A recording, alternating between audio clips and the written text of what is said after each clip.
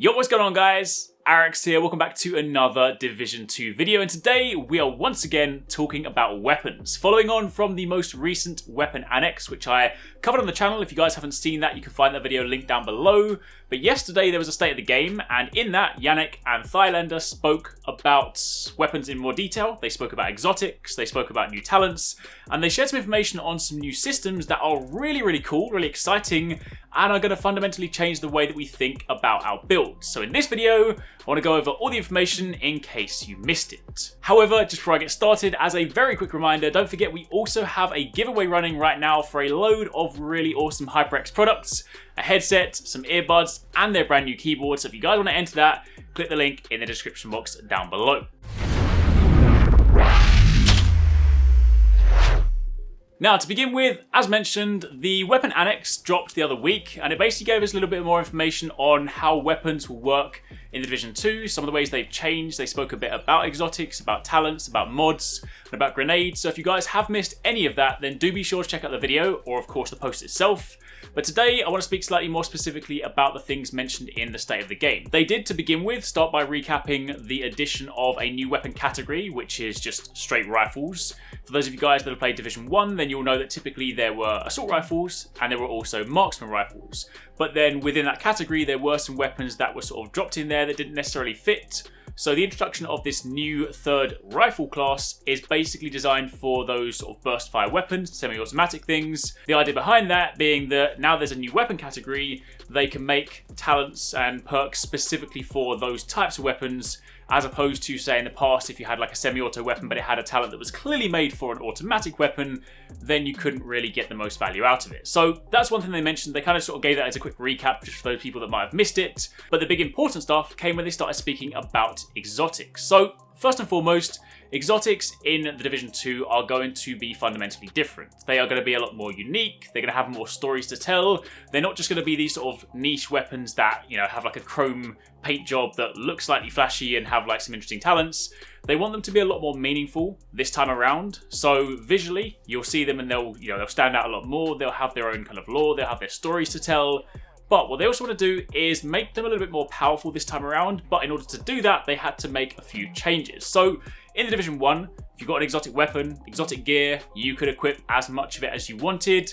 And as a result of that, perks and sort of design ethos was that they're a little bit more niche. So they were powerful, they were useful, but they weren't like best in slot to the point where everyone felt like they had to run with exotics. However, in the Division 2, they're actually going to be adopting a system that is very similar to Destiny, whereby you will only be able to equip one exotic weapon and one exotic piece of gear. Now, this is a drastic change to the way the system has worked beforehand, but what this allows them to do is lean more heavily into the design of those weapons, make them slightly more powerful because of these limitations. Suddenly, you're going to have to think twice. You're going to have to think, you know what? I really want that exotic bolt-action sniper rifle, which, by the way, has been confirmed, or this exotic assault rifle, and I really want this like exotic chest piece. But once you've made that choice and you've equipped it, that of course means you can't then go and throw on some exotic boots or an exotic sidearm at the same time. So you will have to be slightly more thoughtful about your choices. But again, it does then mean they can be slightly more inventive and slightly more interesting with the way the weapons work. They can make them slightly stronger because you won't suddenly be able to go in like this Terminator who's just got exotics 24/7. Additionally, as you'd of course come to expect, they will still carry unique talents. And one of the interesting things they mentioned as well is that the sort of journey you have with these weapons is going to be a little bit more personal, because when you obtain them, there will be a system in game whereby you will be able to upgrade them and bring them with you throughout your game's kind of life cycle. So then they'll kind of have a slightly more important story to tell. So, you know, if you obtain it early on in the game and you think, you know, this is cool, but it's of course lower level, you won't then suddenly just throw it away once you start to level up. Instead, you'll be able to bring that with you. It's not clear at this stage whether that's something that will extend to other weapons or whether it's exclusively tied to exotics, but they did mention there is basically a system in place designed so that you can bring your exotics with you, level them up as you go, and kind of keep them as these ongoing weapons that, you know, you can have up to end game. Additionally, for those of you guys wondering, maybe if you play Division 1, none of the old exotics will be coming over to Division 2. Every single exotic weapon in the Division 2 will be brand new. There will be some models of old exotics that will make their way into D2, but they won't be exotic. They might take something like the example Thailander used was the house. That as a weapon type and a weapon model will be in Division 2, but it won't be exotic. It will just be a regular legendary item you can obtain. So there will be some throwbacks in that respect, but in terms of exotics, every single weapon will be brand new. However, moving on from there to speak about weapon talents, this is the thing that is really, really interesting.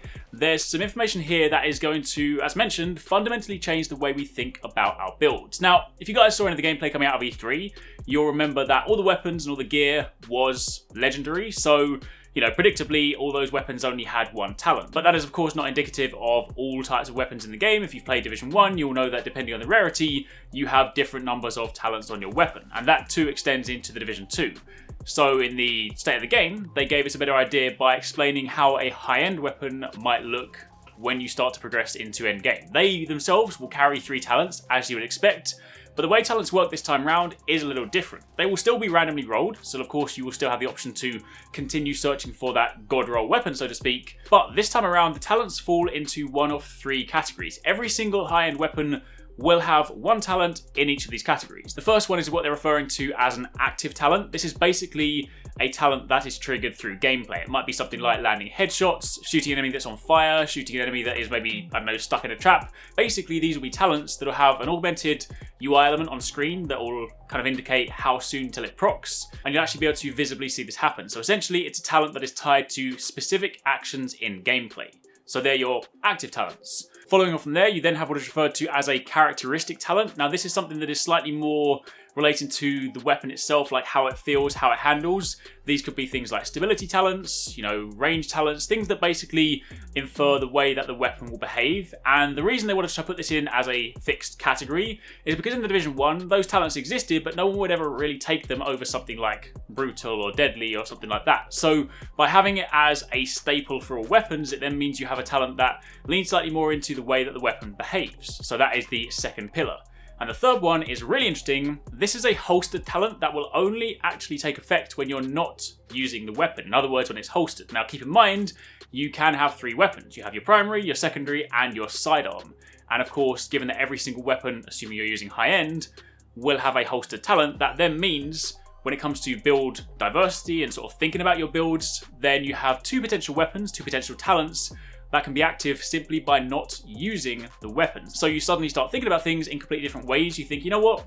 This weapon's really cool because it's got a really useful active talent. I like the characteristic on it, but it's also got this really useful holstered talent that might make me want to actually put the weapon away and use it in conjunction with something else. So suddenly you think about this thing in a whole new dynamic, and this is really cool. They did also say on Twitter, Marco Style actually asked Stylander if there was any intention to make it so these holster talents are kind of active all the time, even if you haven't holstered the weapon. He said they're still testing out exactly how it works, but fundamentally, right now, they are holstered talents. So when you're not using the weapon, it can still benefit you and your build, and of course that means you can think about things in completely new ways. So 3 talents. Active, things that are typically triggered in gameplay.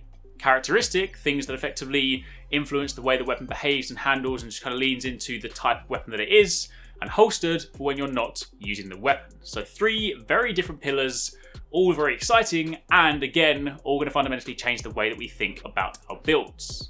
Now, finally, the last thing worth mentioning, they did also confirm a couple of new things. There were 2 weapons, or 1 weapon and 1 slightly broader category they called out with regards to new announcements. They have said there will be a P90 in the Division 2, which is really cool.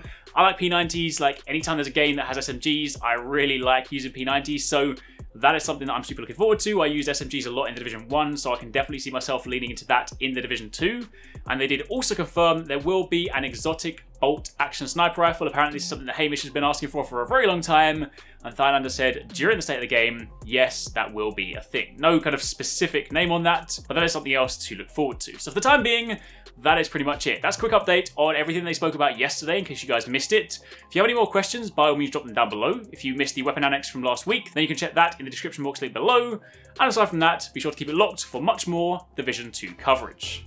Thanks very much for watching, guys. I hope you enjoyed the video. If you want to check out some more awesome stuff from us here at Arekkz Gaming, then you should definitely try to catch 269 and Paradise Central streaming 6 days a week. You can find a link to the multi-stream in the description box down below. They play a wide range of games, and what's more, we also have the end game store. By watching their streams, you earn currency, and you can redeem that currency on the endgame store for really cool prizes. Those can range from things like games, comics, and figures, all the way up to controllers, capture cards, and even consoles. So definitely drop by and become part of the community.